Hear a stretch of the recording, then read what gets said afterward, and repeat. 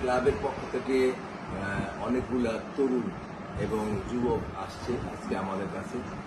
ওনারা একটা দৃষ্টান্ত সৃষ্টি করতে যাচ্ছেন, একটা ক্লাব তৈরি করেছেন যে ক্লাবের মাধ্যমে সমাজকে সেবা করবেন, সমাজের যারা নিম্নবিত্ত শ্রেণীর ছেলেপেলে আছে তাদেরকে খেলাধুলার সাংস্কৃতিক টেনে আনবেন।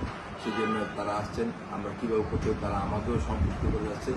সেই জন্য আমি আমার প্রাণঢালা শুভেচ্ছা জানাচ্ছি, ধন্যবাদ জানাচ্ছি যে আজকে আমাকে দেশের সম্পৃক্ত করার জন্য।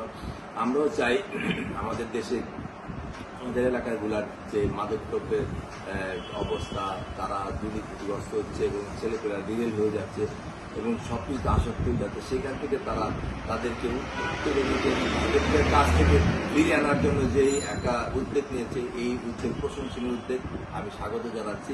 তাদের সাথে আমরা থাকবো, আমাদের ক্লাবের সাথে পরিচয় করে দিব। ক্লাবের কর্মকর্তারা আছেন আমাদের বাংলাদেশ ফুটবল ফেডারেশনের সভাপতি এবং আমাদের ক্লাবের সম্মানিত সভাপতি এমুল হাসান, তার সাথে দেখা করবে। তারা দেখা করে তাদের আবেদন জানাবেন। আমরা চাচ্ছি যে আমাদের এদের মাধ্যমে শহীদ আব্দুল আজিজ ক্লাবের মাধ্যমে আমাদের সমাজসেবা এগিয়ে যাবেন এবং এমনভাবে এগিয়ে যাবেন যাতে একটা দৃষ্টান্ত স্থাপন হয় সেই এলাকায়। আমি সবাইকে ধন্যবাদ জানাচ্ছি এবং তাদেরকে কার্যক্রম অব্যাহত থাকবে এবং কার্যক্রম আসতে ধীরে ধীরে উন্নতিতে উপরের দিকে যাবে। সেই জন্য তাদেরকে আমি অভিনন্দন জানাচ্ছি এবং স্বাগত জানাচ্ছি এবং তাদেরকে দোয়া করছি তারা যেন ভালো কাজে সম্পৃক্ত করে এবং আমাদেরকে সম্পৃক্ত করে এবং তারা যাতে এগিয়ে যায়। ধন্যবাদ।